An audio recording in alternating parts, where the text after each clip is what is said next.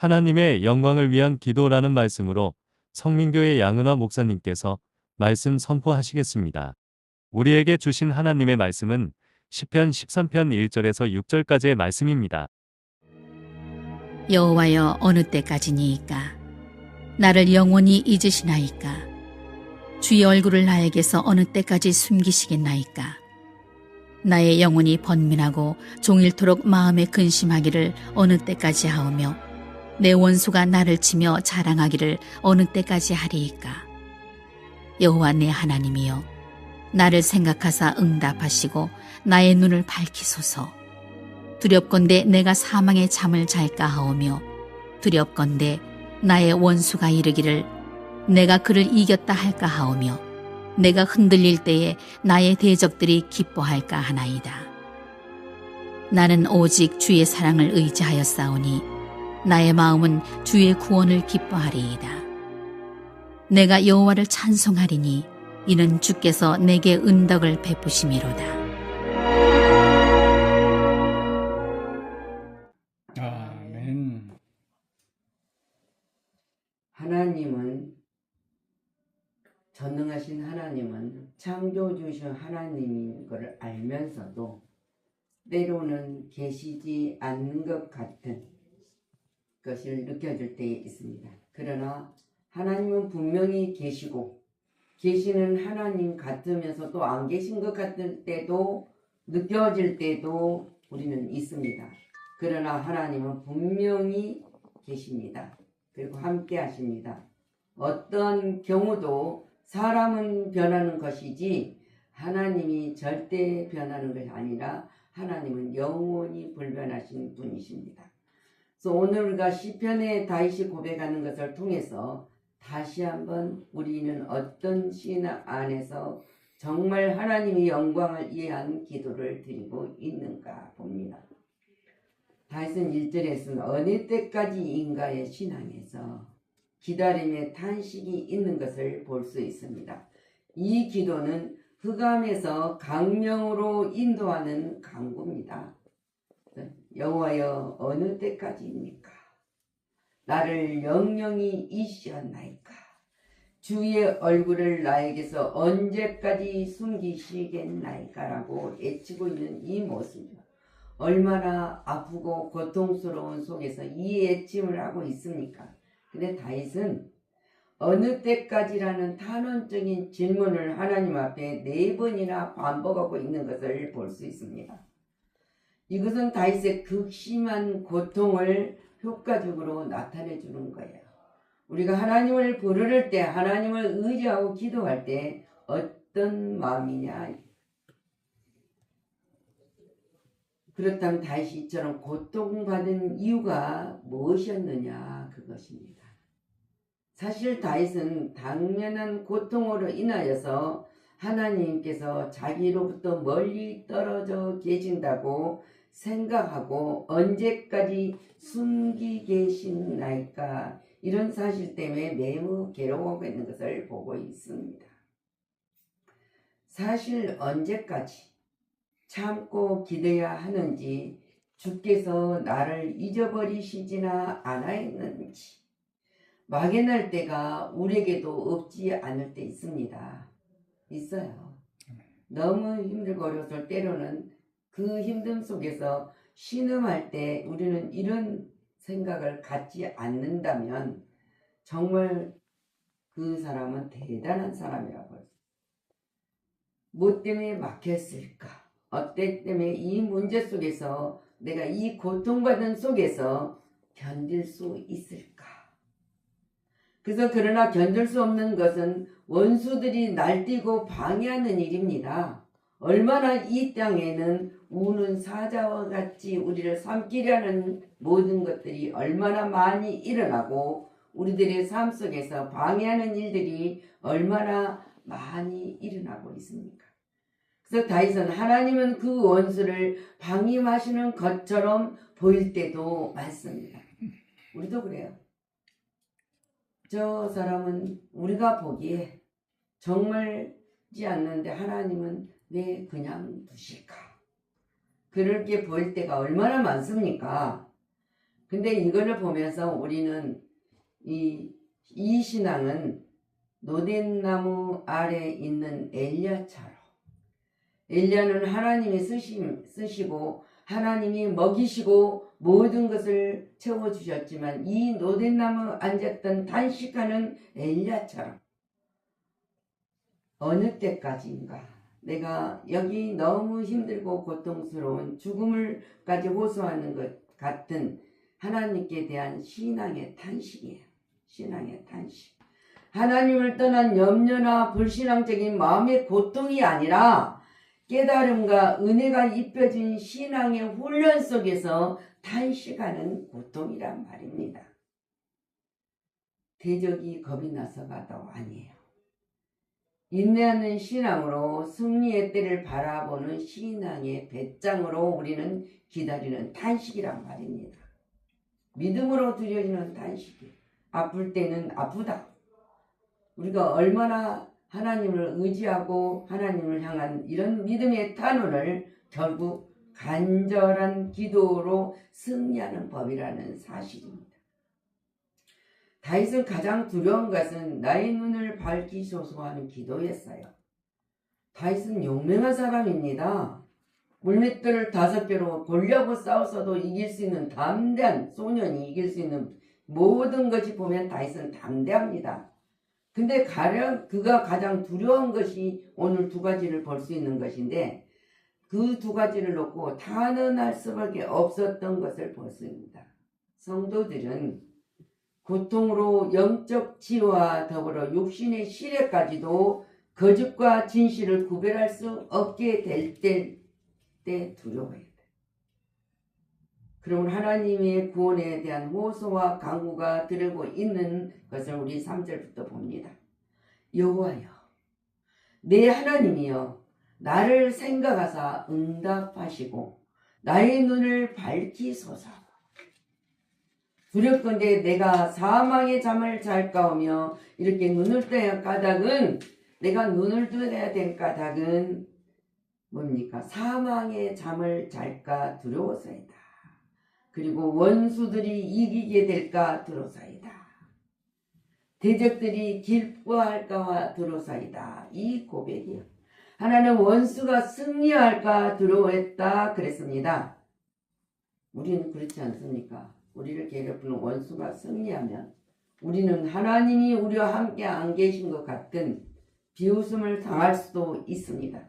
그럴 때 우리는 하나님 앞에 기도를 다윗처럼 해야 돼요. 그래서 우리는 영적인 잠을 자거나 원수가 승리하는 삶을 살아서는 결코 안 됩니다. 이거 다윗인 그 한탄하는 것이 아니라 자기가 제일 두려운 것이다. 하나님의 자녀가 하나님이 영광을 나타낼 것을. 그래서 다윗은 지금 기도를 하는 거예요.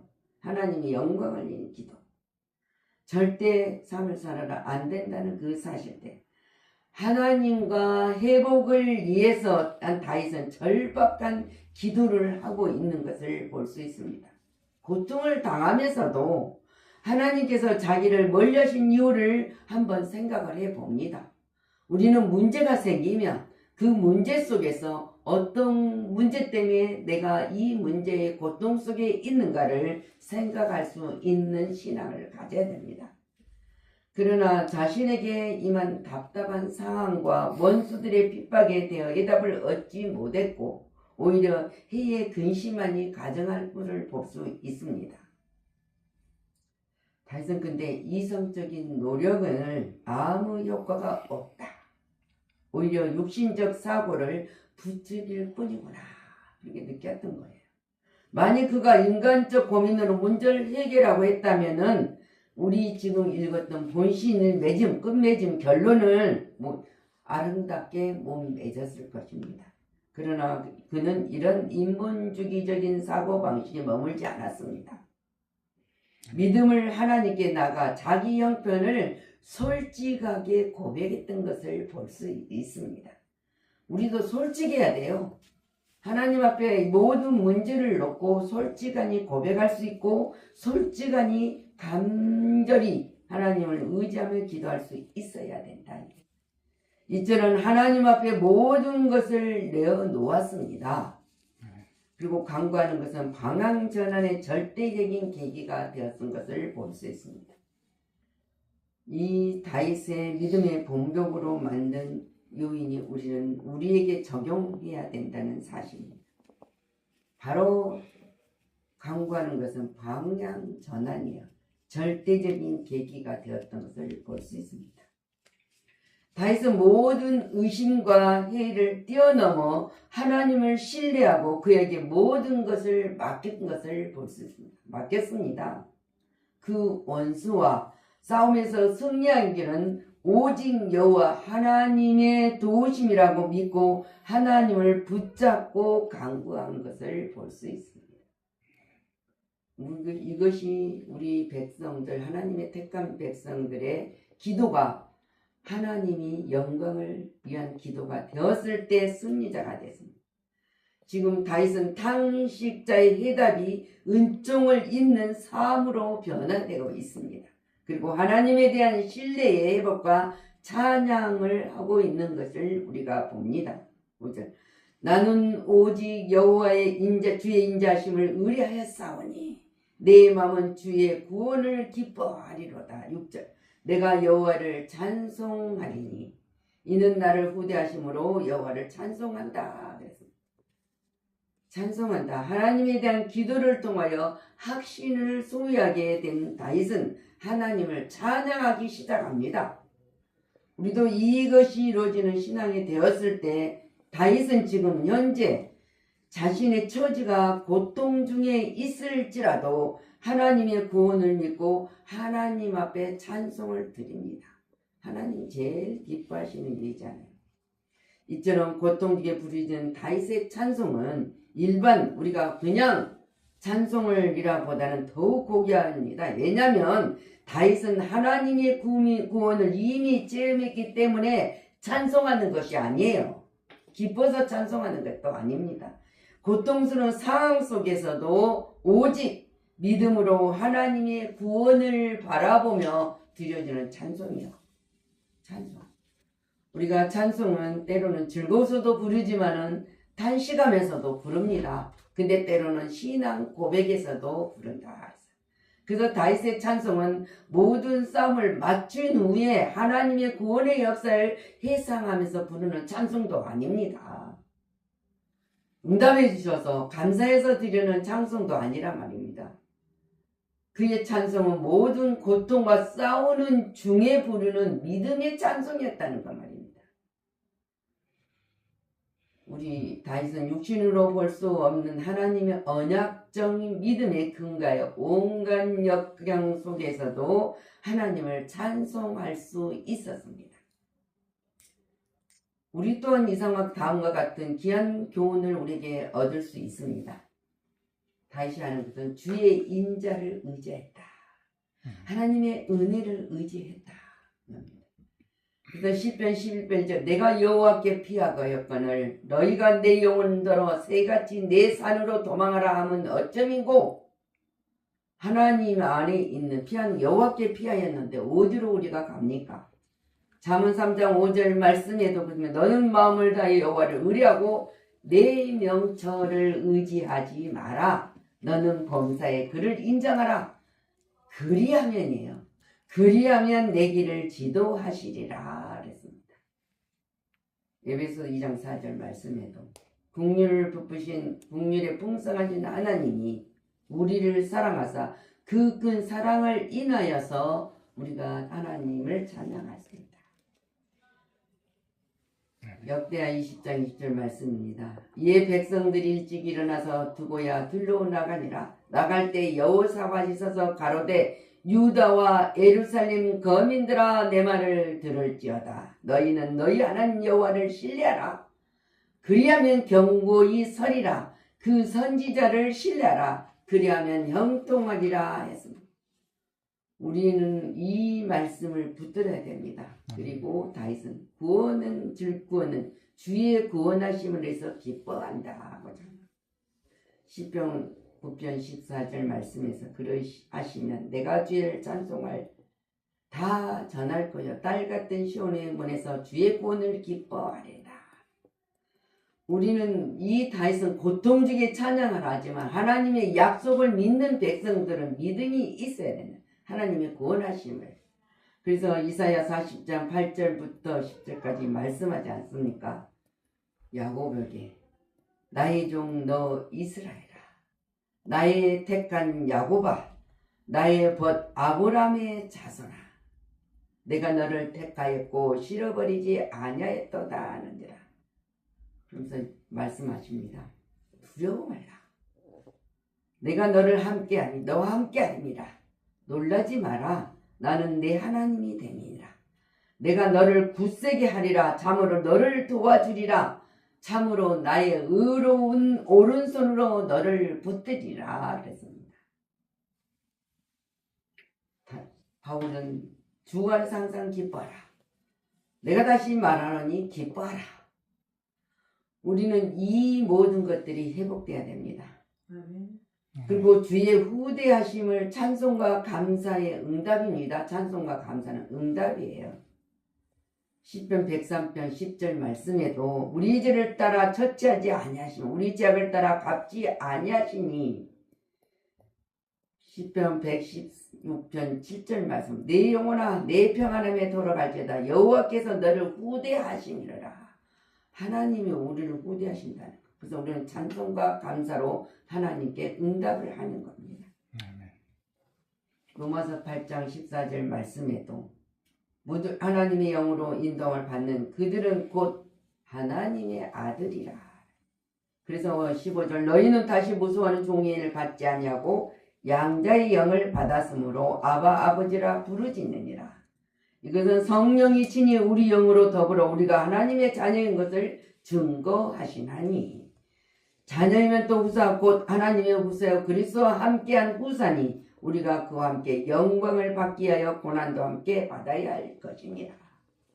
우리는 그리스도가 십자가에서 길을 열어주고 길이요 진리요 생명으로 우리를 이끌어 주신 그 안에서요, 그 안에서 주시는 후사가 되었습니다. 믿음으로 후사가 되었고, 그래서 우리에게 얼마나 특권을 줬습니까? 베드로전서 2장 9절 오직 너희는 택하신 족속이요 왕같은 제사장들이요 거룩한 나라요 그의 소유된 백성이니 이는 너희를 어두운 데 불러 내 기이한 빛에 들어가게 하신 자의 아름다운 덕을 선전하게 하려 함이라. 어두운 데서 불러서 빛의 자녀가 되게 한 것을 우리 보고 선전하라고, 증언하라고, 증거하라고 우리를 불렀다는 그 사실입니다.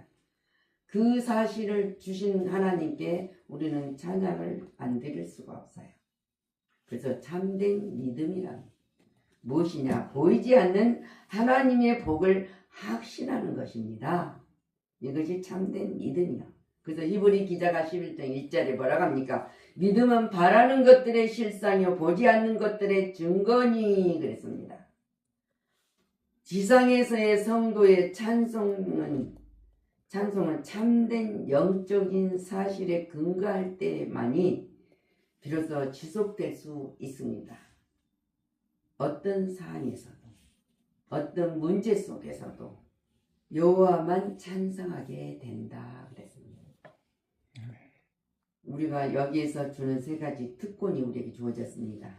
우리를 그감에서 강명으로 인도하는 기도 속에 이루어졌다는 사실, 은총을 입는 삶이었다. 주의 후대하심으로 인하여 찬송할 수 있었다. 이것이 하나님의 영광을 위한 기도 속에 이루어지는 특권입니다. 그래서 우리는 원수가 승리하게 살지 말고 우리 삶을 통해서 우리 연약한 속에서 원수가 승리하는 삶을 살지 말고 오직 하나님께만 영광을 돌려야 하는 믿음으로 찬송하는 여러분들의 삶이 되시기를 그리스도의 이름으로 축원합니다. 아멘. 기도합니다. 믿음은 바라는 것들의 실상이라고 했습니다. 보지 않는 것들의 증거라고 했습니다.